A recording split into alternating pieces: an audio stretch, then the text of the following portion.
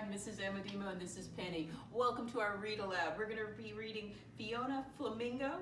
It is by Rachael Urrutia Chu and illustrated by Kate Jeffrey. And it's going to be about a flamingo, my friends. I don't know if you know flamingos. This is my son's stuffed animal flamingo. They are beautiful birds. They are pink because of the food they eat normally. And we're going to read a story about a flamingo who doesn't always look the way everybody else thinks she's supposed to. Come on over. Let's get started.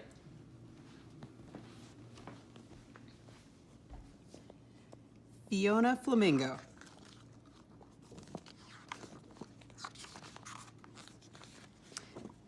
Fiona Flamingo, written by Rachael Urrutia Chu, illustrated by Kate Jeffrey.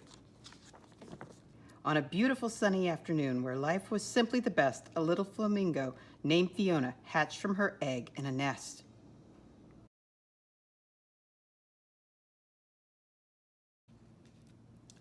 Little Fiona grew up, making lots of friends. They played flamingo games from day's start to day's end.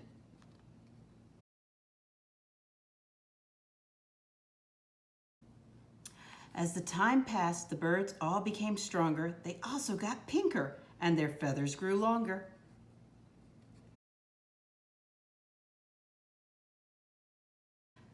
They turned pinker and pinker with each feather they grew.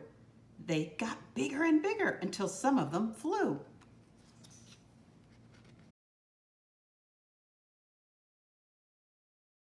Fiona remained featherless until it happened one night. She woke up with feathers. They were bright white.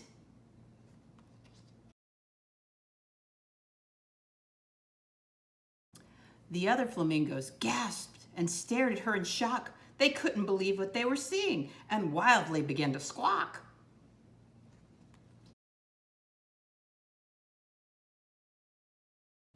Her friends looked at the white feathers, not knowing what to think. "You're not the right color. Flamingos are supposed to be pink."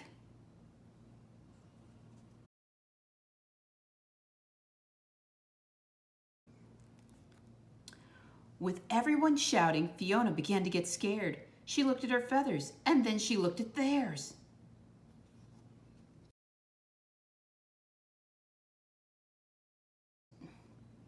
"You don't have to be so loud, and please don't make a scene."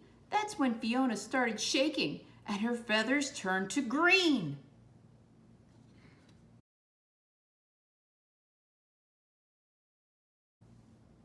When her friends saw the change, they squawked louder and meaner.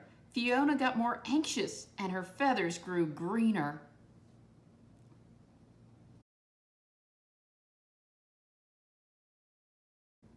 Her friends looked at the green feathers, not knowing what to think. "Stop being so silly, Fiona. Flamingos are supposed to be pink."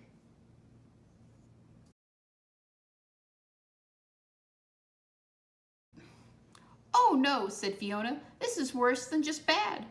But her friends kept on squawking, and then Fiona got mad.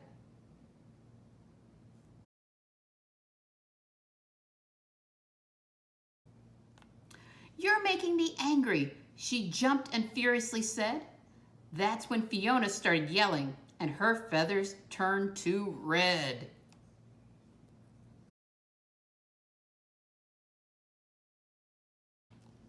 The flock became silent, hoping things would get better, but Fiona got madder, and her feathers grew redder.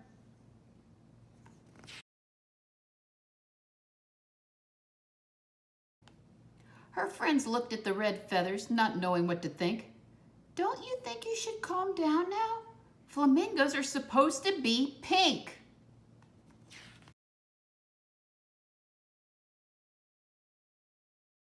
They all rushed to hug her, and now Fiona felt bad. Her anger was fading, but now she felt sad.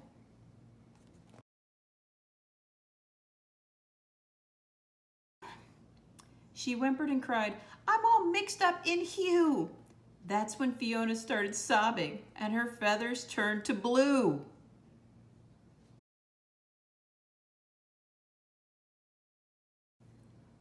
The flock watched from afar, and their concerns grew truer.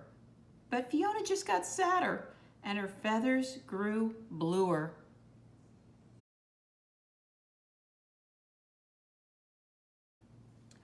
Her friends looked at the blue feathers, not knowing what to think. Just what kind of bird are you? Flamingos are supposed to be pink.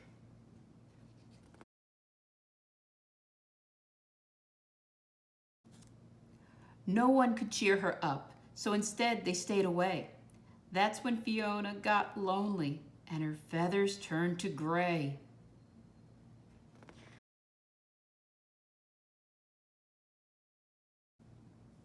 A young chick floated up with a gaze so pure and true.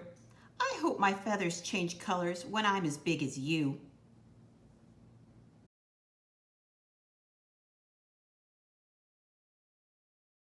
Fiona flashed a happy smile and her feathers erupted in color.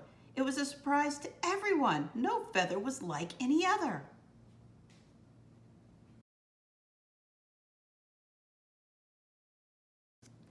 Pink, white, and green, red, blue, and gray.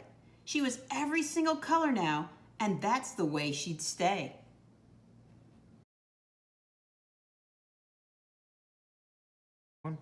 The entire flock gathered around, and Fiona gave a big wink. I guess we've all learned a lesson there. Flamingos don't have to be pink.